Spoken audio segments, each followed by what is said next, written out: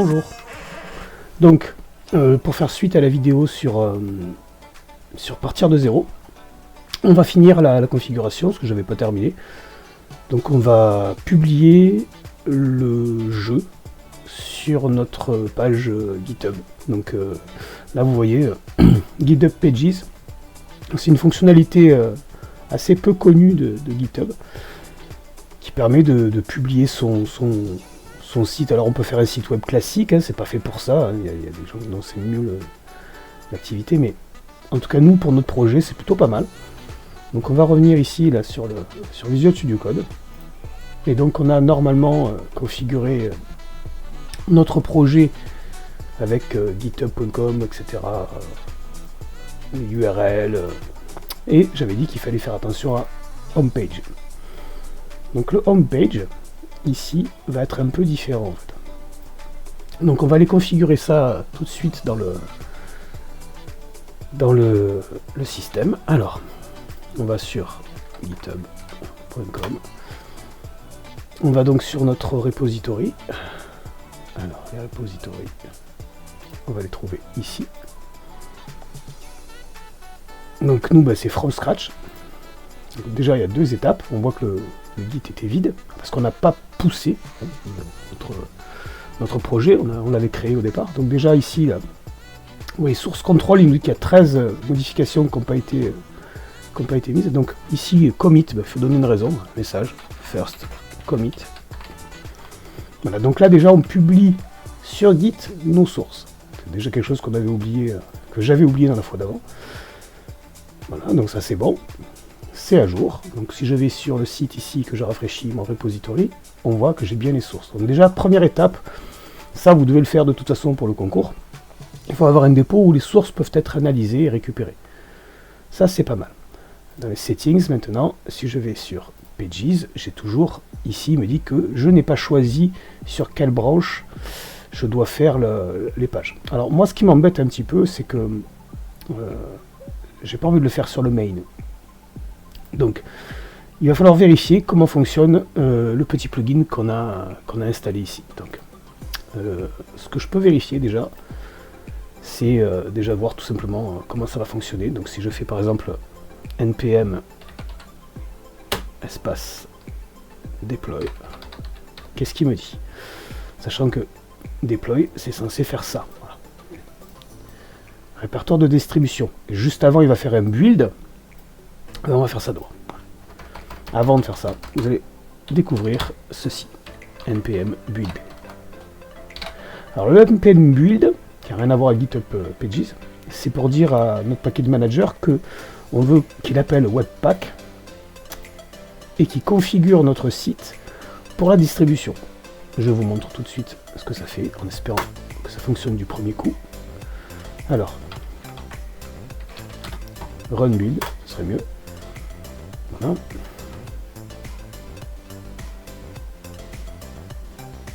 Donc normalement dans le répertoire, ici, là, le répertoire dist, Webpack va commencer à installer des choses. Alors pour l'instant il est en train de réfléchir.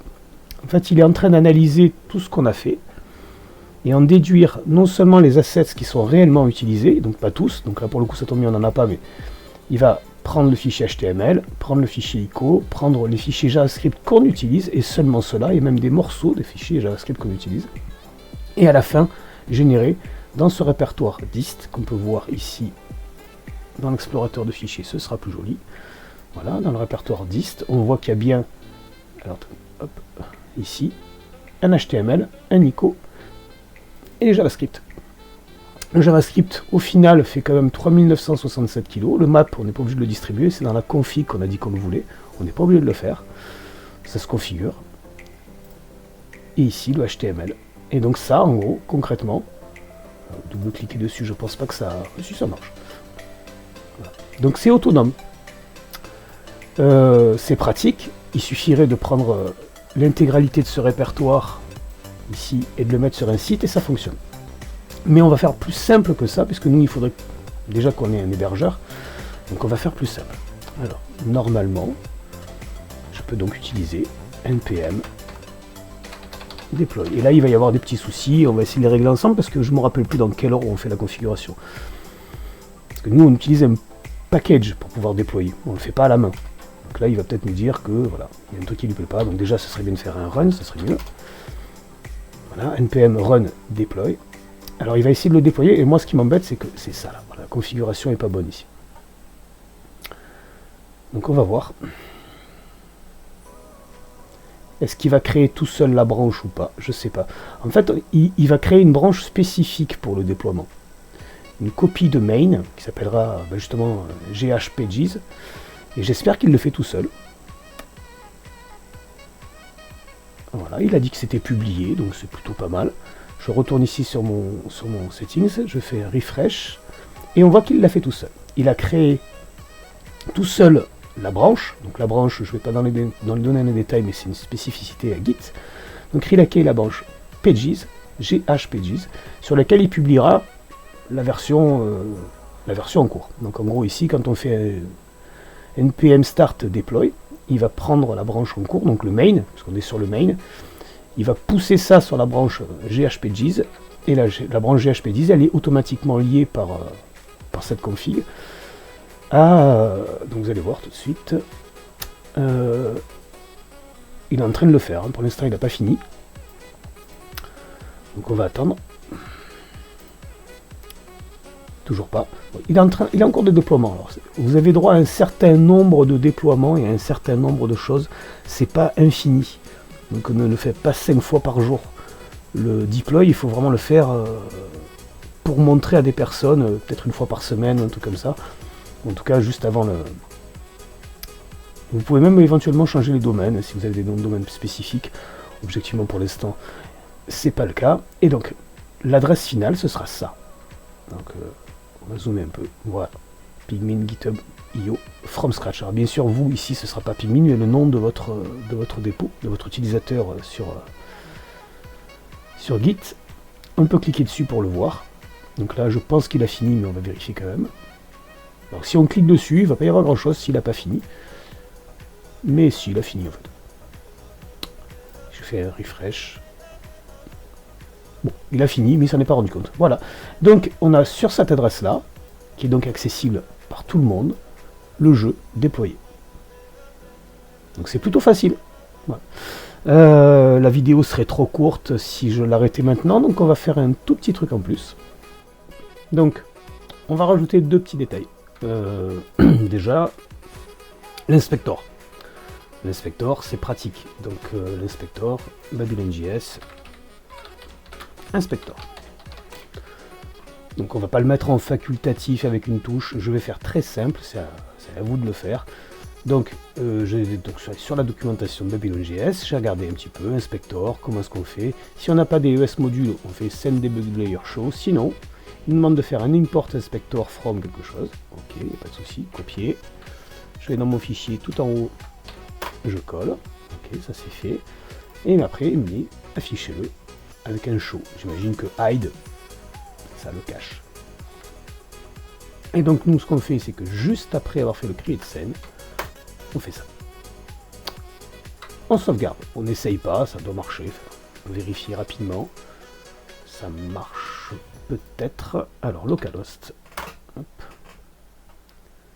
Et voilà, on a l'inspecteur, c'est pratique. On va pouvoir faire des choses, notamment, par exemple, ce qui vous intéresse la plupart du temps, c'est-à-dire le import mesh.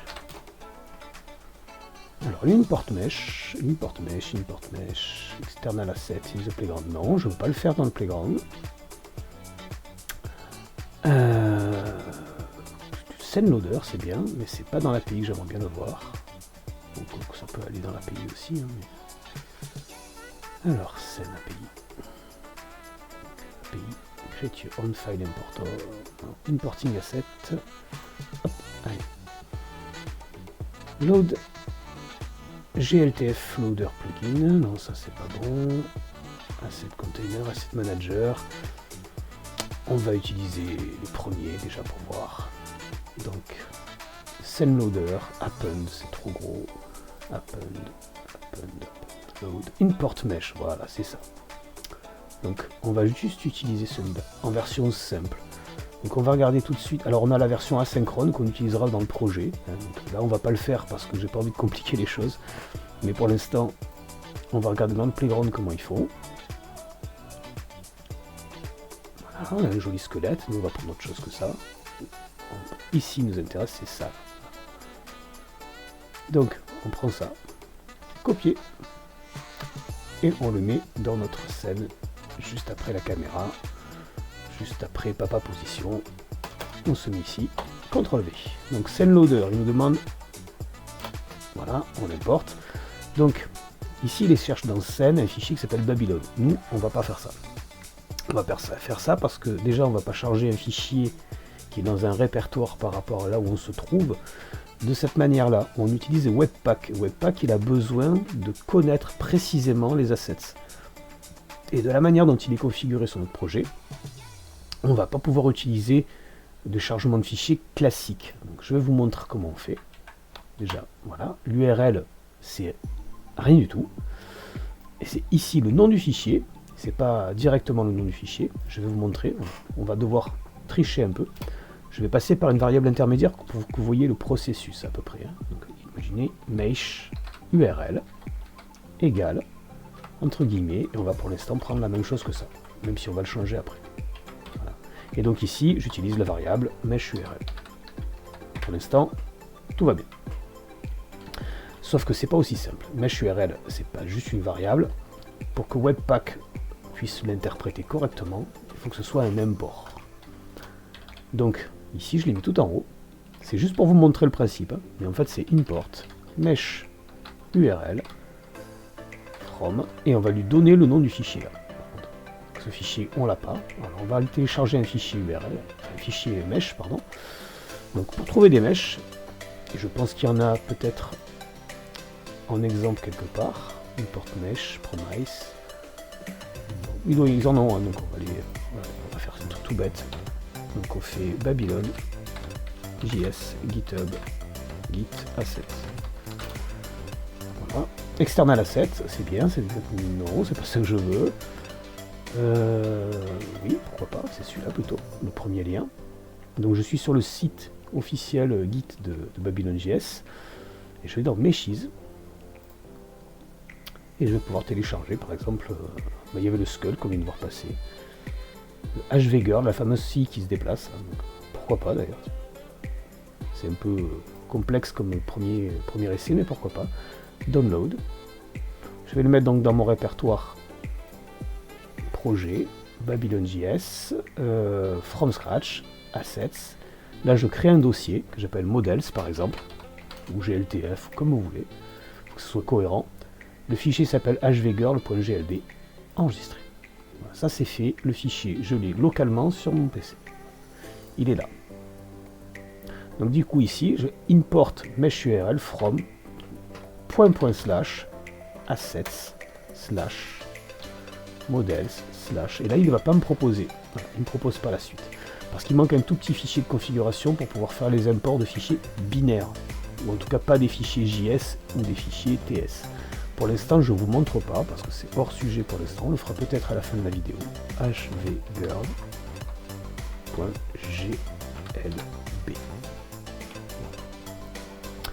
Je sauvegarde. Je regarde si ça suffit. Est-ce que ça a fonctionné ou pas? Ah, c'est pas mal. C'est un peu grand, mais c'est pas mal. Et là, on est content d'avoir l'inspecteur parce que si on n'avait pas l'inspecteur, on pourrait pas faire ce genre de truc, par exemple, qui est de dire ok, le scaling, est-ce que par exemple 0,1 ça suffirait? 0,1 0,1 virgule, j'ai dit. Il veut pas, c'est un point. C'est bizarre. C'est mieux. Alors du coup, ça marche, mais on ne le voit plus. Parce qu'il y a les sphères au milieu. Voilà. Il y a la sphère au milieu. Et donc, voilà, notre player, il est bien. Donc on va virer les deux sphères, parce qu'on n'en a plus besoin. Donc les sphères. Les deux sphères là, je les vire. Voilà, c'est bien. Je laisse le papa, pourquoi pas le grand. Et donc on a notre personnage. Je sauvegarde et je vérifie. Alors j'ai oublié le scale, évidemment. Caméra target new mesh. Et donc on voit ici que dans l'import mesh, il y a un callback ici, qui est appelé quand le mesh est chargé. Et on voit que la caméra target le new meshes de 0. Elle prend le premier. Si vous avez regardé mes vidéos, vous savez que new meshes de 0, c'est lui. Alors regarde, on va faire un tout petit détail. New meshes crochet 0. .name égale player par exemple. On va lui changer son nom. New meshes 0. Scaling égale new vector 3 de 0.1 de 0.1 de 0.1. Save. Et voilà. Si vous regardez attentivement, le player est animé. L'animation par défaut est active. Donc ça c'est pas mal, c'est sympa, c'est rigolo. Alors, là on est bien, on a chargé très facilement. Alors il ne faudra pas forcément utiliser le import mesh, mais l'import mesh async. Mais déjà avec ça, vous pouvez faire quelque chose. Ça c'est bien. On a l'inspector, on a le mesh, c'est pas mal. Maintenant, comment on pourrait occuper les quelques minutes qui restent pour cette vidéo? Eh ben, je vais essayer de faire quelque chose que je n'aime pas normalement faire, qui est à dire d'improviser à 100%. Mais il y a quelque chose que j'ai envie d'essayer depuis longtemps. ChatGPT 4, Blender, script,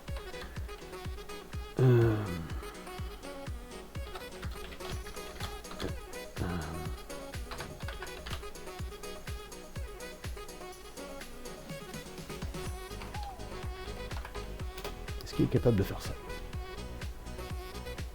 Alors j'ai mis white, c'est bien, j'ai oublié une lettre. J'ai compris quand même. Alors il est en train de me faire un script. Donc ce que j'ai fait pour décrire un peu, parce que j'étais concentré sur ce que je faisais. Donc c'est pour Blender 2.8. En gros, si vous n'avez pas de mesh qui correspond à ce que vous cherchez sur Sketchfab, vous pouvez faire des débuts de génération de vos modèles directement avec ChatGPT. Alors ça marche avec le 3.5 aussi. Là il a fait pour le Blender 2. quelque chose, et je peux peut-être lui préciser la version de Blender, je sais pas ce que ça va donner. Donc on prend tout ça là, donc on aurait pu faire copy code, et on lance Blender. Alors, Blender,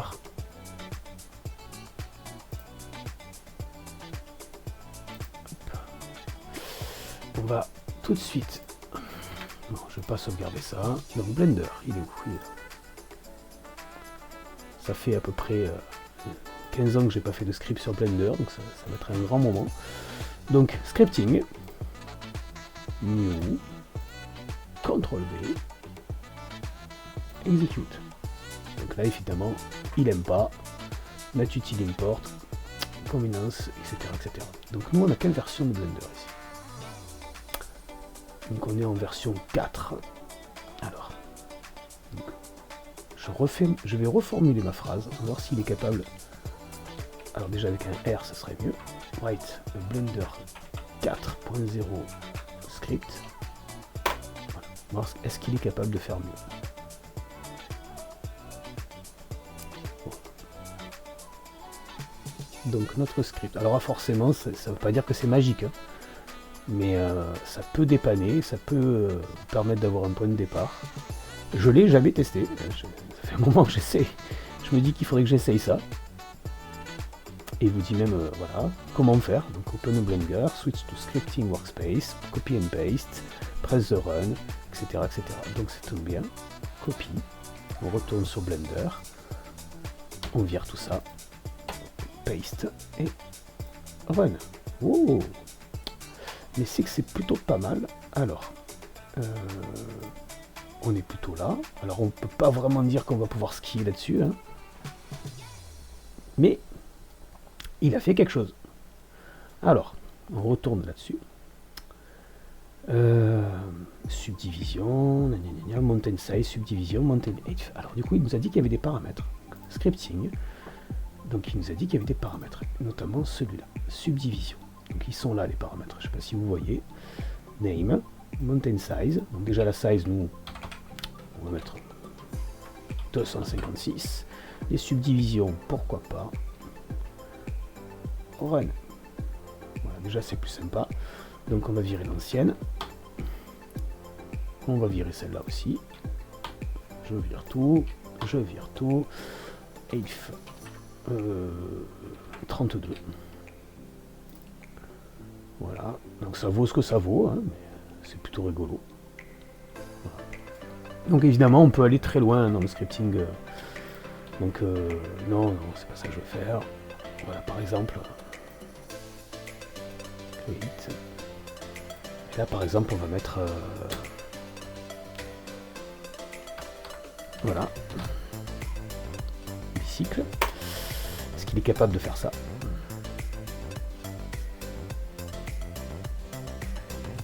Donc il explique qu'il peut faire la représentation basique a priori, donc ça peut être rigolo. Donc il n'a pas fait grand chose effectivement, il va créer les roues, il va créer la frame.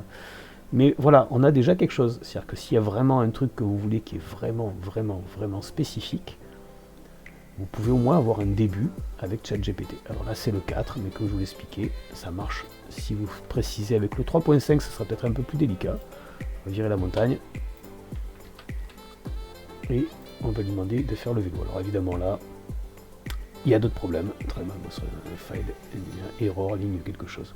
Donc ça ne veut pas dire que c'est magique. Il va falloir quand même corriger des trucs.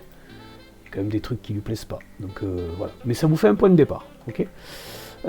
Pour les mèches, ben sinon vous avez Sketchfab. Vous avez aussi TurboSquid.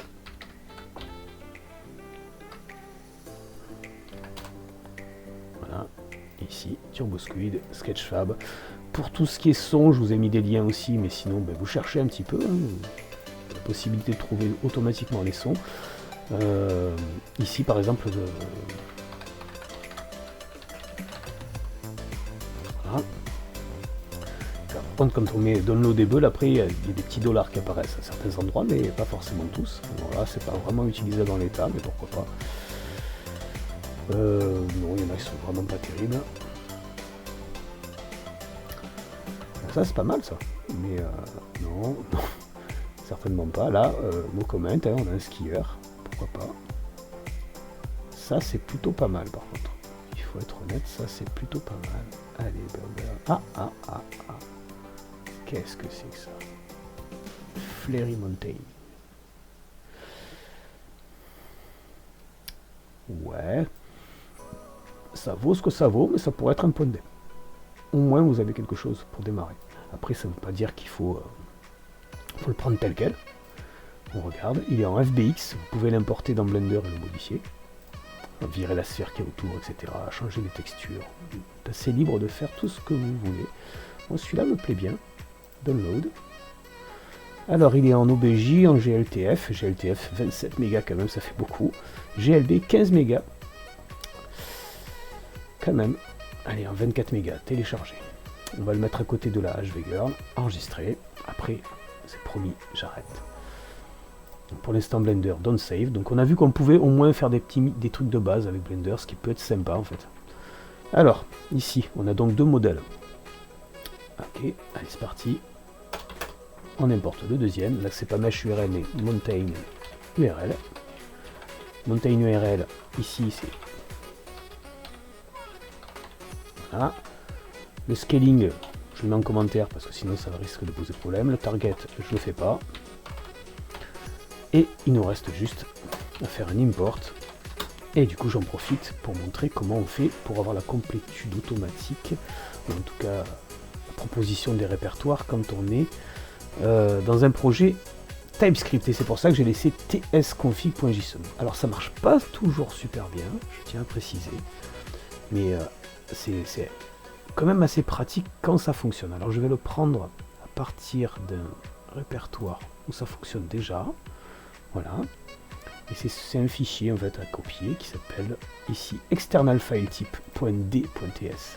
Bouton droit, copie. Alors, je vais vous donner le détail après. Et je le mets dans le répertoire des sources. Paste. Voilà. Et ce fichier en fait déclare des modules avec des extensions. Donc il faut penser à les rajouter quand vous avez de nouveaux types d'extensions. Donc par exemple là on a le GLB, on n'a pas le GLTF, il faudra faire attention si on a des fichiers GLTF. Les waves, les MP3, MP4, OGG, etc. etc. Save. C'est pas forcément pris en compte tout de suite, on va voir. From, // assets, / models, / waouh, c'est cool. Voilà. Et ça marche pas quand je mets en JS ici, JS config position. Ça marche un moment, puis ça finit par ça s'arrêter. Alors que si je laisse TS config, ça marche très bien. Et c'est pas choquant de laisser TS config. Le prix à payer pour avoir ça, il est quand même pas si cher. Parce que ça, c'est cool. Ok, donc save. On regarde tout de suite ce que ça donne sur notre Babylon.js game. Donc on le voit pas. Par contre, c'est pour ça que j'ai mis l'inspecteur. Hein. On va voir si est-ce que... Ah, donc on le voit pas, mais visiblement il y est. Alors c'est peut-être soit parce que le scale est trop petit, soit parce qu'il est trop grand, soit... Voilà. C'est pour ça que je mets l'inspecteur. Alors bien sûr, il faudra mettre une touche, un truc, peu importe. Sans inspector, là, vous allez vous dire, bah, j'ai un bug. Alors qu'en fait, non, c'est pas un bug. C'est juste que la montagne, soit elle a un scaling qui est complètement catastrophique, soit elle est pas au bon endroit, par exemple. Alors là, on voit qu'elle a un center qui n'est pas centré réellement sur elle, mais ça vient du modèle, donc ça pourrait être modifié. Elle est peut-être très loin, en fait. Voilà, c'est pas évident de savoir, en fait. Hein. Avec l'habitude, on continue à bien comprendre le truc, ça commence à être marrant. Voilà. Donc là, je suis pas si mal. La position, donc, c'est -14, -15, mais ce serait quand même beaucoup plus propre de le faire directement dans Blender. Parce que là, ça marche, hein, pour l'instant. -14, -15, ok. Et là, si je mets un scaling à 100, bah oui, forcément, -100, pardon, sur le Z. Bah là, ça annule tout parce que bah, ça change tout. Voilà. Donc, le scaling a changé les propriétés de l'objet, il est quelque part ailleurs. Donc, -10. C'est pour ça que il vaut mieux le faire proprement dans Blender et faire en sorte que l'objet soit au bon endroit tout seul, etc. Allez, on va essayer quand même. Donc Blender, c'est parti. Je suis pas censé faire tout ça, mais vous n'aurez pas d'excuses pour pas mettre de modèle. Donc, File. On va virer le cube déjà. On va le laisser pour l'instant. File, ça me donne une idée de la taille. File, Import. Donc on a dit que c'était un GLB. GLB, ici. Donc il est dans Projet, Babylon.js. Il est dans le répertoire From Scratch, Assets, Modèle. Il s'appelle Mountain machin bidule. Voilà, il est quelque part. Donc là, on recule un peu. Il est là. Donc notre cube, donc lui, je clique dessus. Là, j'appuie sur M, si je me rappelle bien. Je ne suis pas sûr de me rappeler. Non, M, j'ai dit. Voilà. Ouais, non, c'est bon. Ok. J'ai un peu perdu la main avec... Oh. On est bien en move. Ouais.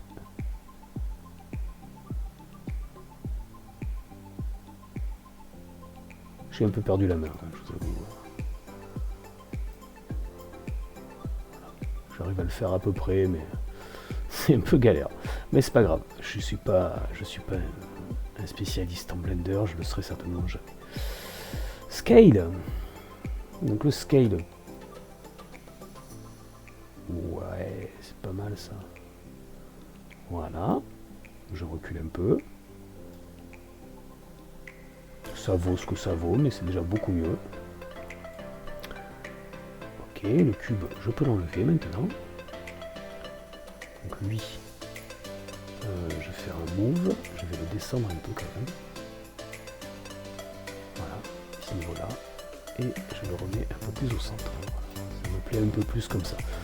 File, je pourrais faire un save, non, je vais directement l'exporter en GLB, GLTF. Projet, Babylone. Normalement on ne travaille pas sur le fichier original, hein, on fait une copie, mais c'est pas grave. models, et je l'écrase directement, parce que je suis méchant. Hop, je sauvegarde pas. Alors, du coup, on la voit déjà mieux, c'est déjà beaucoup mieux, hein, clairement. On recule, et c'est pas si mal. Donc maintenant, on n'a plus que la position à gérer. Alors, node, mountain, position, et là, on peut faire un truc déjà un peu plus sympa. Hop, hop, voilà. On sait qu'on doit mettre la position à moins 15 à peu près. Donc soit on change le personnage, soit on change la mountain. Nous, on va faire ça avec mountain. Donc, ici, comme ça vous voyez comment on fait aussi. New meshes, point position égale new vector 3 0 moins 15 0. Et le ground, on n'en a plus besoin. On sauvegarde. On y est presque. On a un problème de caméra ou de je fais n'importe quoi tout simplement. Je vais pas déplacer correctement. On regarde. Voilà, c'est mieux quand on met crochet de 0.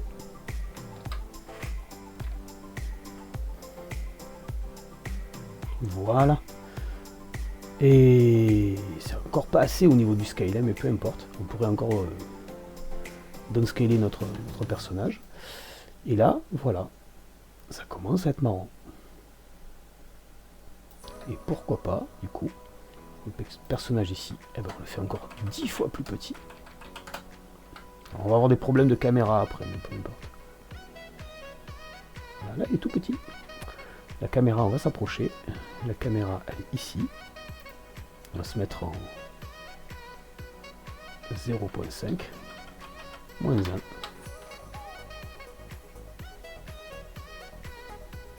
Voilà. Là, c'est bien. Alors, évidemment, la texture n'est pas adaptée, etc., etc. Mais voilà. Donc, vous avez un point de départ aussi pour pouvoir faire ce genre de truc.